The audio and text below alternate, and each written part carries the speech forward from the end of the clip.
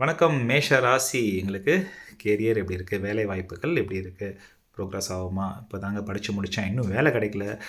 வேலையில் இருக்கேன், ஆனால் எக்கச்சக்கமாக பாலிடிக்ஸ் ஷூட்டப் ஆகி ரொம்ப கடுப்பாக இருக்குது. ஆர் வேலையை விட்டேன், இன்னொரு வேலை கிடைக்குமா? தொழில் ரொம்ப மந்தமாகவே போயிட்டுருக்குங்க. பிஸ்னஸ் வந்து சில சமயம் நல்லா பெருகிற மாதிரி இருக்குது, சில சமயம் அது அப்படியே கீழே போகிற மாதிரி இருக்குது. காசு வருது, ஆனால் காசு எங்கே போகுதுன்னே தெரியல.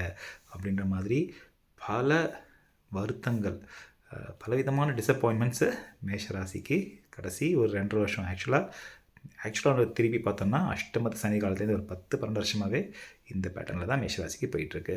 இப்போ வேறு 7 நாட்டு சனின்றாங்க. நாங்கள் என்ன பண்ணுறது அப்படின்னா, ஒரு விஷயம் 7 நாட்டு சனி அப்படின்றத ஓரம் கட்டிட்டு சனி 12 வந்திருக்காரு அப்படின்றது தான் நம்ம கண்டிப்பாகவே மனசில் வச்சுக்கணும். இப்போது கெரியர் அடுத்த 1 வருஷம் 1.5 வருஷம் ஸ்டேபிளாக இருக்கும்.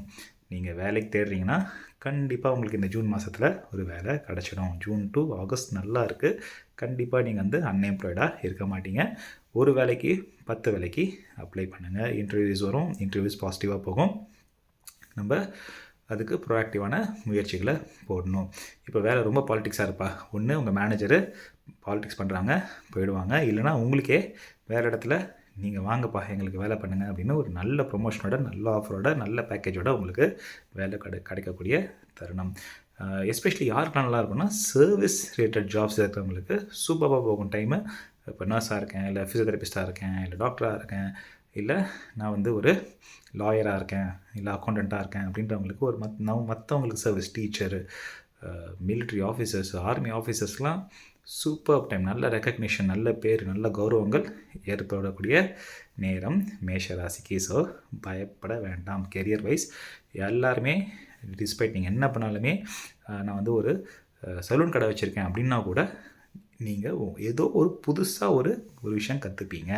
உங்கள் முயற்சியால் ஒரு சின்ன ஒரு கோர்ஸ் பண்ணேன், இல்லை ஒரு ஒர்க் ஷாப் பண்ணேன், இல்லை ஏதோ ஒன்று ஒரு சின்ன சர்டிஃபிகேட்டுக்கு உங்களுக்கு இந்த அடுத்த ஒரு விஷயத்தில் அமையும்.